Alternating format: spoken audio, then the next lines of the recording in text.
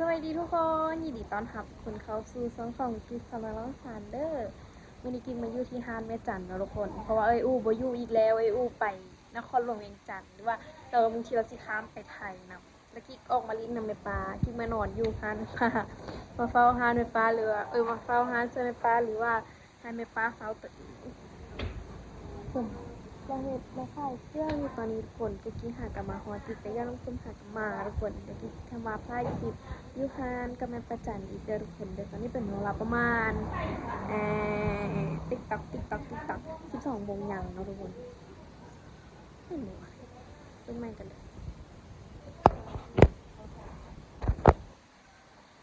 11:40นะทุกคนเดี๋ยวเขาจะมาเฝ้าฮานกับปลานี่ทุกคนเดี๋ยวอูบยูฮานอีกแล้วเบิ่งหาในอูขนมที่กุกกิ๊กมักนะมาเบิ่งรีวิวฮานในอูบ่ได้รีวิวดุนละเบิ่งไปฮานในอูนะขนมยังว่าที่กิ๊กมักกินนะไม่ใช่หรออันนี้แหละแต่ว่าให้มันเป็นทุ่งใหญ่นี่อันนี้ไม่โซนนมโซนน้ำทุกคนขนมอันนี้ก็แซ่บเด้พับไอ้มันนมยังวะเรากินได้บ่ มีเงินติดตัวจาก1,000มื้อนี้ฮันเป็นมื้อกำฟ้าทุกคนสิเงียบบานนะทุกคนตะกี้ฮันสิมีการลิ้นมักแลแต่ว่าช่วงนี้ฮันบ่ฮู้ว่าเป็นหยังมันเงียบละช่วงนี้นะทุกคนฮู้ว่าเขาเจ้าบ่ลิ้นละเงียบแห่งบ้านตัวนี้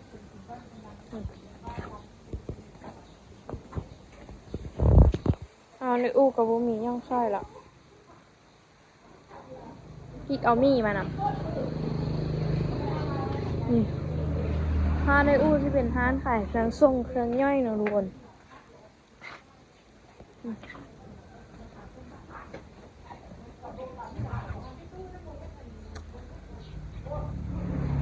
รถออโต้กิ๊บกูได้มาห้านในอู่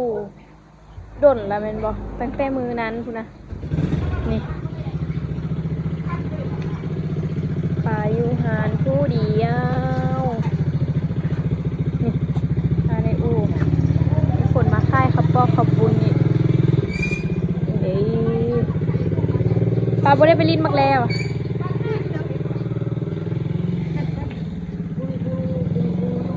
เอาบ่โบเห็นบ้านเงียบบ่เงียบนี่นะเข้าลืมเบิ่แล้วเนาะ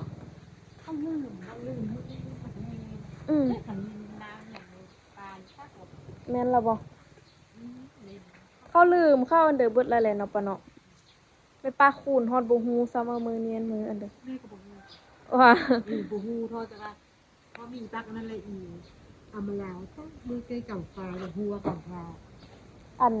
แม่ปลาฮู้ย้อนอันถ้ามาบ่มีคนมาตีบล็อกประมาณนี้มือกำฟ้าเพิ่นเลยพักทุกคนกำฟ้า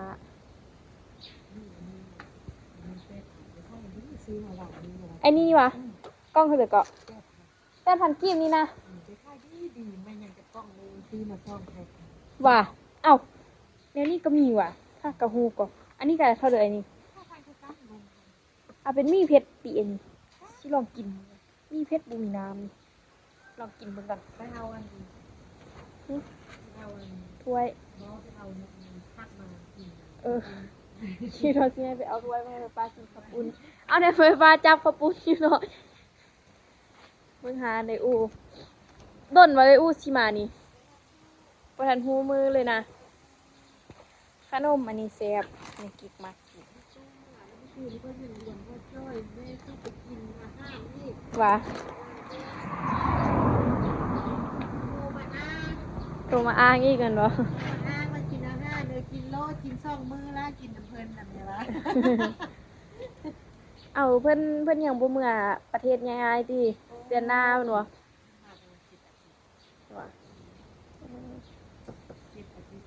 8 อาทิตย์กับ2 เดือนมันเดือนก่อนก็2 เดือนแล้วว่าเมื่อวันที่1 ถึง 3บ่ก็ยังโดนอยู่เนาะอีก10 มื้อแล้วปะเนาะมื้อ21ต่อสิเมื่อน่ะเดือน2มันก็สิมายังเป็นเดือน3 เอาเนาะอันนี้เดือนเม่นอยู่ก่อนเนาะลืม เบา ลืม มือสิบมือหนึ่งห้ามาได้สองคิดหนึ่งลืมว่าอยู่เอาหยังบ่กลายเป็นเกิดคือว่าสิมามื้อเดือนสองละมีป้าเงาเลยว่าเอาตัวบ่อยู่นี่เจ็บหัวมันบ่ เมื่อย เมื่อยได้เขาเนาะมันกำลังดื้อๆหั่นนะ เมื่อยยากมันเฮ็ดเนี่ยมันก็ไปเฮ็ด อ๋อเวิร์กกินมักเพชร เอามือไปจกอันอู้เพชรหันละยางมาแม่เราสิเป็นเลี้ยเนาะจกอู้อะเนาะตัวเพชรฮัสเซอร์อันเกี่ยวอันเปิดเขาเปียกสิเป็นเลี้ยโอ้แค่ขึ้นตาอยู่ดีแหละแม่มาแล้วเป็นอะไรกับมันจะบ่จับเนี่ยว่ามันแลนมันโซกแม่ไปโซกมันเกลมืดแม่มากินน้ำเจ้าแม่มันก็บ่กินแม่ละว่าโอ้ยเอานมส้มนั่นมากินนมมันมาแล้วนมมันก็ยังให้อยู่มันพอมาเสิร์ฟป้ามันเพราะมันเผ็ดเองมันบ่รู้ว่ากินอันเซอร์คือเนื่องมันจะกินนมนะเอามานมมันกินไปกินมาเพื่อเนื่องมันกับเสาให้แดงอันนี้ไหลต้น สุดท้ายไปบางมื้อแล้วมักเพชรกินมักเพชรเนาะโอ้รถแล่นไหวขนาดเนาะ แม่ว่าอันแล้วบอกกินเผ็ดละเผ็ดฉันบอกเฮ็ด15นะสักเฮ็ดละบ้าแล้วสักซีไปครับ พอมาเช้าสิว่าเช้าไปกินอยู่หันมาสิเนาะ เฮ็ดละบ่หน่อยในเฮ็ดเฮ็ดเลย เวลาไปเฮ็ดเพิ่นเฮ็ดแล้วเพิ่นซีไปฮะมันฮู้ก่อน มันฮู้เบิดแล้วเนาะมันเว้าบ่คอดเว้าบ่เป็น มีแม่ละว่าโอ้ยาสุรินมียาสุรินอันนี้มีบ่ซ่อมครับมีเดี๋ยวนี้ฮู้มีแล้วแม่ว่าอันนี้กินน้ำอย่างบ่ดีมันฮู้เบากินน้ำเลยเบาตั้งเรือแล้วแต่ยังบ่ฮู้ไม่น้ำอ้าวอันนี้กินน้ำเบาไม่กินน้ำบ่ฮู้เบาเดี๋ยวว่ามีงั้นเบาซ่อมเรือฮู้เบา เอ้ามันง่ายเนาะกินน้ำมันซ่องพะหยางดิอันนี้มีซื่อๆเลยกินมีอันนึงก่อนมาเฮาซื้อกับบักดี้กล้องสาวพันบัวคนละรถบัวเอาก็กินมีเพชรซะกล้องนี่แหละยุ่งเหียนมันนะ อ๋อที่ในคนละรถอันนี้เป็น8,000กีบ ว่า ก็ขับมา8,000กีบอันเบิ่งอีนุชเบิ่งเด้อว่ามาเที่ยวซื้ออันกับนึงนี่12มืดเป็นลายตึกเอามาบ้านนี่นึงเด้อเอามามื้อซื่นบ้านนี่กำลัง อันอยู่ถึงนี้แล้วแม่น15เนาะของไทยอันนี้มันของจีนเนาะ 10 ปลายแล้วก็10 ปลายนะมาให้ โอ้ไปยอดส้มหมาป้าก็ใส่โมงงามเลยเนาะทั้งโมงทั้งแว่นเลยแว่นเป็นป้าพอดีว่ะ พอดีก็ดิพอดีก็พันตัวนี้บวกเข้านี่ตัวนี้พอดีก็ เอาลมเห็นบ่เห็นหูบ่ใส่ดิวซีแล้วมันคือบ่คือ อัน โพด มี2 อันตูแม่เสื้อแบบโมนั่นเลยทำเอาตัวนี้เลยทำมันแม่ตัวนั้นก็ได้ งามกว่าอันสีม่วงเอามักสีม่วง อย่าเบาเด้อดิวนิ่งเยอะเด้อดิวนิ่ง มีลูกค้ามา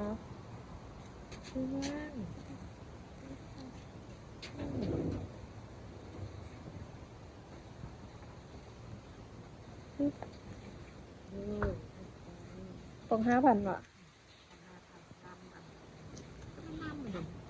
น้ำอันเด้อน้ำมากกันเด้อวะมากอันมักนัดแม่นวะ แม่เฮ็ด4 ปีผ่านมาไปเอาเครื่องมายุคชิปเอคำไอ้บิ๊กเด้เราพากันเป้กระเป๋าที่เราเบิ้งเครื่องแล้วเราเอากระเป๋าดำทุกอย่างดำไอ้บิ๊กทัน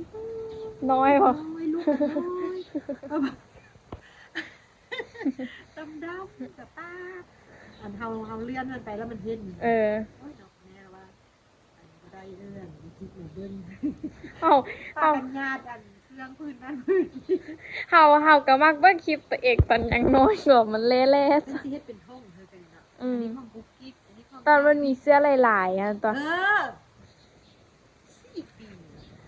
เออเขาเฮ็ดคลิปได้4 ปีแล้วว้ายว้าย มากไก่นะเนาะ มาไกลแล้วเนาะเพิ่นว่า อันตอนนั้นงานเมตาอย่างลงอยู่บน อืม เครื่อง อืม ยังบ่มีอันเดิมนะ เออตั้งแต่คลิปอันตั้งแต่ตอน ตีขึ้นมาแล้วเรามาขึ้นแล้วเรามานั่งในตู้หัน เออตอนนั้นมีตูบอีก แล้วก็หาข้าวกินอันเดิมมีมากเปิดนี่จะเปิดกล้องก็เปิดกล้อง ตอนนั้นน่ะเนาะม่วนเนาะคลิปตอนนั้นน่ะ มีผ้ามี เออ นั่งลงเมื่อนี้มีเบิ่งมีเวลาเบิ่งโทรศัพท์นั่งเลื่อนเบิ่งยูทูบ อืม เบิ่งไปตอนนั้นแม่กันหมดเขา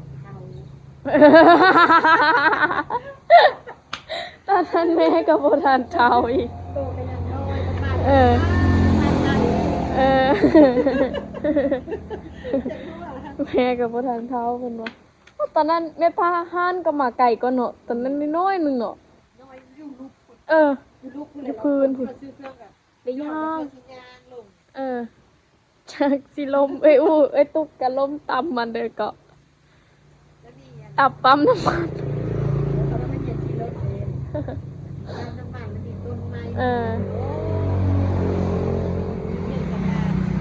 บ้านออกไปเบิ่งคลิปเก้าลาคือว่าอันเด็กก็พัฒนาไปไกลๆเนาะ ต้องคิดเก้าเลยซื้อติดตลก เออ ได้เดี๋ยวเห็นใจมา จักหน้อยเขาก็หัวคลิปนี้แหละจังหน่อย สบายคิดในตานังอยู่ห่าง อืม สิเห็นตอน5 ปีข้างหน้าเข้าเลย เออ เออพัดสิว่าตอนนี้นุ่มอีกอยู่เพิ่นว่า เริ่มตอนนี้พุ่มไปแล้วกิน5 ปีพุ่มสิพ่อ เออ จักหน้อยเขาลกพุ่มห้องให้เหี่ยวเนาะคันแล้วอ่ะ ย่าง ยังบ่คันดีกว่าอืม ย่างนะคนบ่คันพุ่มยาว ยังเป็นเส้นน้อยๆอยู่ อืมโลกว่างคิดแล้วนี่บ่เนาะคิดตอนสิไปเซ็งอ่ะไอ้บิ๊กขั้นไปเบิ่งคลิปเก่าไอ้บิ๊กแฮงน้อยๆเออ เห็นเชียว แบบร่างคุณพ่อป้าเบิ่งดิตอนนี้ เออ คือว่าแป๊บเดียวเองเนาะตอนมเจ็ดยังน้อยๆอยู่ก็อีกอะอืมว่ากับมันเยอะตอนไปเบียงนี่เนาะ ไปเบี่ยงมาช่วงมาดอกเอ้ยอุ้งห่ามมันก็เริ่มเยอะแล้วเริ่มรู้สึกตอนนั้น2 ปี อืม 2 ปีผ่านมาตอนที่อันแก้อันกล้องนั้นแม่น4 ปีแม่เบิ่งคลิปงานเบิ่งคลิปเก่า อยากว่าเราเอาอันโทรศัพท์มาไปถ่ายคลิปเป็ดไก่อบเฟือกับจิมุกเขานะเล่นอยู่กลางดาวคือผู้น้อยเลยว้าวรถเก่งเมื่อกี้ส่วนไปส่วนมาน้องเนียวเนี่ย3 เทื่อแล้วก็เก่งคันดำหมดเลยอืมหัวคนละอันก็งามก่อนก็ไปกระมาอยู่นี่จากนั้นก็นั่งหัวออโต้แล้วคือออโต้เกินมาละบันมาเบิ้งตอนนี้คือบูเป็นออโต้เลยเนาะหน้าเปลี่ยนไปหลาย คืนนี้ไปพอตู้อันพอจ้อยแล้วลูกปั่นมันอุ้มพอสดไปแล้วพอจ้อยเฮ็ดกันป้านนี่ไงนะเฮ็ดป้านนี่คิดเจอน่ะ ๆอืม มันเบิ่งพืชนึงแล้วก็มันลงมาอุ้ม จื้อเนาะมันจื้อนาเบิ้ลละ ผู้คำไทยผู้ส่งมาแม่เบิ่งโอ้ต้วยกันทันโทรมาอันนี้เบิ่งว่าโอโตอันบ่ดื้ออยู่นำประตูมันก็อุ้มอยู่มันอันที่เขาที่แล้วยังไปดื้อแล้วมันไปยางเลาะแล้วมันมีเมื่อยอยู่ดีแล้ว เอ เด้ อคือเมื่อไปกินข้าวเหือนเถาหันจะเป็นหูขวาวเนาะมือสุดท้ายค่ะเนาะ นอน นอนเบิดเลย บ่ได้นอนช่วย เออ นอนตอนเช้าฮันละตอนช่วยฮันบ่นอนเลยปกติสินอนตอนช่วยประมาณ2 โมง อืม บ่นอนน่ะนะแล้วพอแล้วก็นอนเลยจริงๆสบายแล้ว นอนนอนน มั อน มาน น ลุ อน เลขแต่ค่อยลุกละย่างแก๊บๆมามันลุกละ เออย่าง แม่น คันเฮาบ่แขกเรื่องเลขทั้งมันบ่อน มันบุลุกซ้ำมันมาเบิ้ง แต่แม่ไปนอน มันนอนอยู่แม่ไปห้องแก้มไปดื้อมันยังบ่นิ่งรับดี นอนกอดเต้านมอยู่ขึ้นมาบัดมือมันหูขวามบัดมือทีแรกอะนะ เลขตัวกระ เอ ตุ้น อ ไปนะ มันย่านกระตุนแห่งเนาะเออพอไปห้องกุกกิ๊กนี่ย่านเลอเอาแทว่านอนนำบ่ได้เลย ตาผู้ยานบอก ว่า ตัวนึงมันเป็นตัวเขี้ยวหั่นน่ะ เ ตัวเอ็นนั่งหนักพยาน เดเรม ตั อ วน แดง นะ แล้วมันตามันช่องพี่กันอีก ตัวม่า เอ้ยที่มาดิ้งน้อยนั่นกับว่ามันชิบุย่าหน่อยว่าทิมมันแคบ ควันลงไปเลยเนาะ ทำมาก็นอนเลิกให้ซ้ำเลย เลิกให้ตุ๊กตุ้มกับพระเจ้าในพระเจ้าจึงได้อุ้มมาละแขกเดี๋ยวจะไปนอนเด็ดเลิกให้กำลังคงฟังว่าให้หันหูเมื่อวันหูมาว่าเพิ่นให้เพิ่นอันเดียวเพิ่นมีอะไรเพิ่นนอนก็ให้ดม ห้องเฮากระตุน10 ปลายโตเนาะสาวกว่า10 ปลายจนว่ามีบ่นอนแล้วห้องเขา เรียกอย่างไล่เลยนี่ ยังอะไรอีก ห้องอาหารเคยกับมืดแต่ว่ามืดแรงที่ห้าตอนนี้มีแล้วแรง หายว่าสิหายเลยนี่สิหายเลยนี่ ลุกขึ้น ได้สั่งก่อนว่ะ สร้างแค่แนวโลคือมันได้โลโลกายสร้างชิปโลงใดก็ได้จะสาวเก่ากับคันเทาที่ไกลมันไปเพื่อน้อยๆเด็ด ทงหนึ่งขีดหนึ่งทงหนึ่งขีดหนึ่งก็เป็นโลก็เนาะ10 ขีดกันเนาะ10 ทง แล้วท้ายเพื่อมันเต็มโลเพื่อมันกลายโล ท่านอีกท่านก็ได้สั่งอีกว่ะ ถ้ามันสร้างงานโลกับขีดหนึ่ง2 ขีด ให้ ให้ละท่านนะท่านให้ไม่ทราบแล้วให้ท่านอยู่แล้วเพื่อมาล่างหน้าล่างกระตุ้นโต ลูกค้านี่เข้าตอนโมงเดี๋ยวไหมปะ ต้องช่วยกันต้องหาอยู่ป้องมือเศร้ากันมือเล็ก ค่ายดีเองปะแต่ว่าตอนแรงได้ค่ายดีก่อนตี ตอนเล็งตอนชิมือ อืม ตอนคือแม่ไปกินข้าวอยู่เหมือนตอนที่ไปให้กันอย่างโมเฮงนะไปแต่บ้านมือเดินนั่นบ่มีทางไปเพราะว่าบ่มีคนมา ไม่มาแล้วดิลูกค้านะ ตอนบุมีเรียกไปมีอันเด้อ ซื้อมี่ไม่ได้ไปลิ้นมักแล้วเหรออ่อน เนี่ยคนที่เหลือตัวจ้อยมันเราบอกไม่จับ ว่า ไปบุมีลูกเป้าห้างคันมารีบมีแม่คันนี้รุมหมดเลยค่ะ เขาพากันลิ้นมักแล้วจักหน้อยสิไปเบิ้งก่อนมีเพื่อลิ้นแน่หันนะ พี่กับที่แม่จะถ่ายคลิป ลิ้นนั่นดูผู้เฒ่าลิ้นเต็มขนาด มีแต่ผู้เฒ่าอ่ะไม่ได้กินเบียร์ตีจักหน้อยก่อนจึงสิไปถ่ายเพิ่น แค่พากันลิ้นเต็ม มีแต่ผู้เฒ่าอ่ะ ผู้เฒ่าผู้นุ่มแน่ผู้นั้นที่เนี่ย ว่า ไปย่างมาลิ้นจะไปออมขา เอาเพิ่นไปเอามักแล้วมาแต่เสือเนาะจักหน้อยสิแลนไปนี่ ไปโซ่ออกมาเฮ้อ ว่าโอ้ยอยากลิ้นเว้ยสิได้ไปถ่ายคลิปก่อนจักหน้อยก่อน เขาไปจับข้าวปุ้นแห้งมาเธอหนึ่งผู้เดินมาขาย มาเวลา เมื่อแล้วบ่หนอเมื่อ เมื่อแล้วเด้ ใช่หรอ ขี่สลิงมาบ่ แค่ โอ้สว่างโดนตื้ออะไรเงี้ยคุณขอบคุณแม่ จะสิเอาข้าวปุ้นแห้งมาสิไปเอาเฮ้ยนี่เอาจักอัน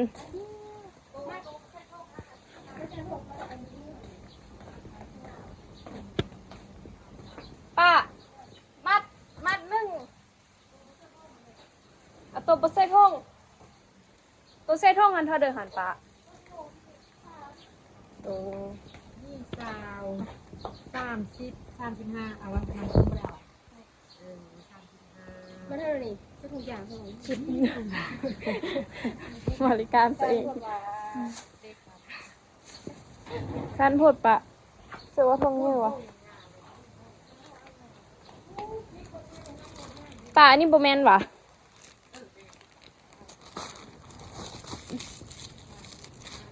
อ่ะแย่งก่อนแล้ว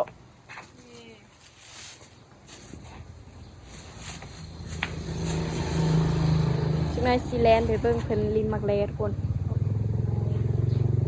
ใจ ได้เท่าเดิมนี่ค่ายผู้เดียวนี่ ตอนที่แรกมัน มือหนึ่งไม่ปลาได้เท่าเดิม โอ้บ่ามือจะได้ไล่บ่ามือจะได้น้อย มือค่ายอย่างได้หลายบ่ ถ้าอยากได้เดี๋ยวเข้ามาใส่ดีใส่จิ้น6-7 ล้าน โอ้ เงินนี่ก็ได้3-4 ล้าน พอได้เนาะ รวมทั้งเงินนอกเงินโอนมันเดินกับที่มันดอก3 ล้าน แต่ว่าต้นถึงกระสูงเลย โอ้ เนาะ ไม่ได้ กำไรแนวละน้อยหนึงเนาะห้านตุทีก็ต้องได้ค่ายดีเนาะเบิดบานซื้อห้านเรา แต่ว่าแม่โวบ่ค่อยได้ค่ายดีเท่าเราเป็นน้ำร้อนห้านเก้าแล้วตีเนาะห้านเก้าห้านแก่แล้วล่ะ คือมันเดิมมันนะคือห้างมัน เออ คือกัน เออ ที่เราเข้ากันมา แม่นละบ่เพิ่นก็ต้องไปซื้อห้านนั้นสินะมันผูกพันละติบ่ ครับควรไปซื้อแล้วกับความเบ้าความลมมันจะแตกต่างเพราะงานใหม่กับงานเก่า แม่นละบ่ งานเก่าห้างคือ ห้านเม็ดตุโอหันน่ะไปซื้ออยู่ประมาณ3เทื่อนี่แหละแล้วแต่เราตั้งห้านเม็ดตุทีบ่มีจึงได้ไปห้านเรา ซื้อเสื้อลายเลย เออ เพราะช่วงนี้มีเบียร์ซางอะเนาะ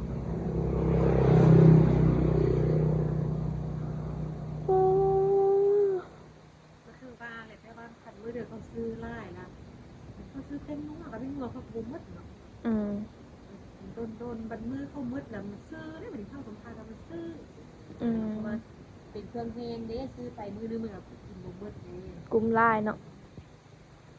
เนยสิแลนด์ไปเบิ่งพื้นลินมักแลก่อน พอดี แม่ที่ไปตัดห้อ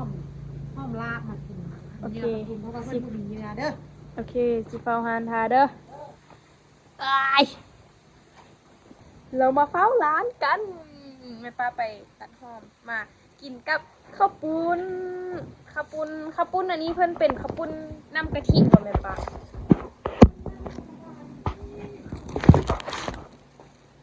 ข้าวปุ้นคือเราอยากกินนี่แหละเนาะ กระปุ้นน้ำธรรมดานี่แห แต่ ละ บ่ฮู้ว่ามันสิแซ่บบ่เด้ต้องมาลองท้าเบิ่งนี่เท่าเดือนนี่ปลามื้อนี้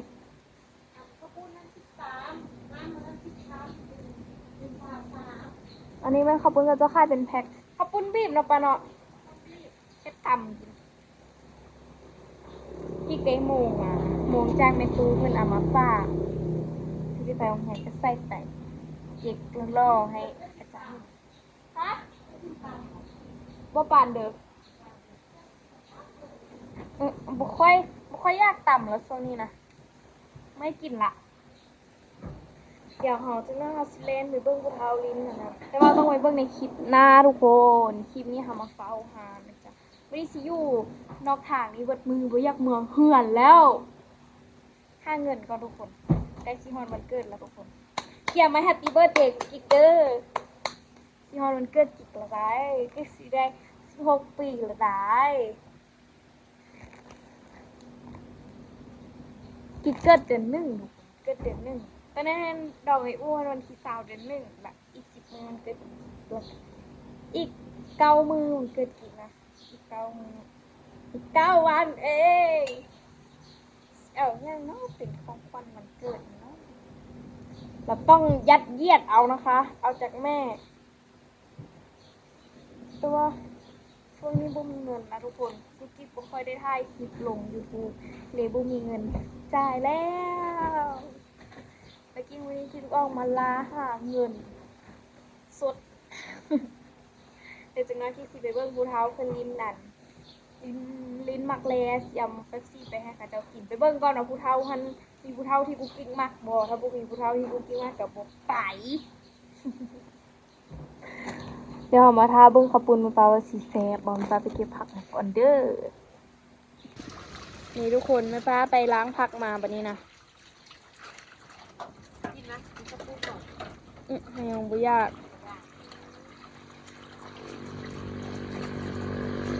ยังบ่แม่นโมงกินข้าวเฮา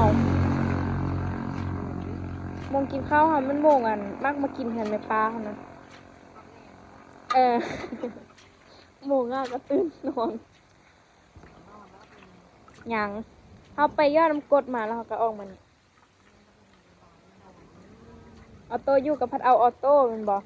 อโต้บ่อยู่กับพัดได้เฝ้าห้านแม่นบ่ เอาออโต้ทางนั้นได้เพื่อนสิ อันนี้มันอันเดินเนี่ยนี่ได้พักอันเดินพัก พักนอกให้มันงามอยู่ฮัน เออ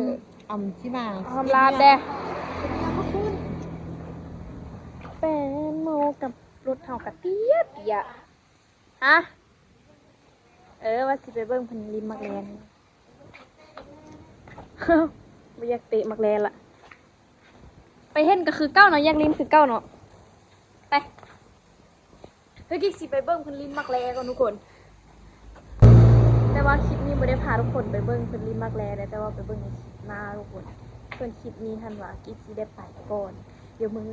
คลิปต่อไปเนาะจิสิพาทุกคนไปเบิ่งคลิปมักแลคิวในฮอลลินคิวหาแม่ปลาจันเนาะบ่ฮู้ว่าสิได้จากคลิปจากอีพีบ่ฮู้ว่าเขาสิเฮ็ดหยังอยู่หาแม่ปลาแน่แล้วก็สิออกไปลินนกเดี๋ยวไปเบิ่งเพิ่นผู้เฒ่าเพิ่นริมมักแลนำทุกคนเดี๋ยวคลิปนี้กิ๊กไปก่อนเด้อทุกคนเด้อเจอกันในคลิปวิดีโอหน้าวันนี้กิ๊กสินอนสวยอยู่นี่แล้วจิสิเมื่อเฮือนเสียที่เมย์อยู่ไปก่อนคลิปนี้นะบ๊ายบาย